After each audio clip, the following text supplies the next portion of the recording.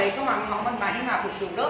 আজকে আমি আমার দল নিউটনের সাথে আপনাদের সামনে উপস্থিত হয়েছি। আমার দলে রয়েছে আমার বন্ধু ফুয়াদ রায়হান, খান রাফি রহমান, আবরার হাসান এবং সাদ আহমেদ এবং আমি মোহাম্মদ মাহিম মাহফুজ শুভ্র।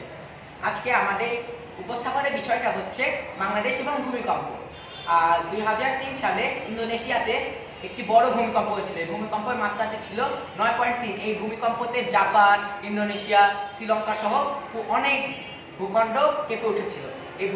এই ভূমিকম্পটিতে পুরা পৃথিবী 1 সেন্টিমিটার কেঁপে উঠেছিল বলে ধারণা করা হয়। এই ভূমিকম্প প্রায় 7 লক্ষ মানুষের জীবন কেড়ে নিয়েছিল। এরকমই আরো মজার মজার সব তথ্য দিতে আমাদের সামনে উপস্থিত হচ্ছে সাদ আহমেদ।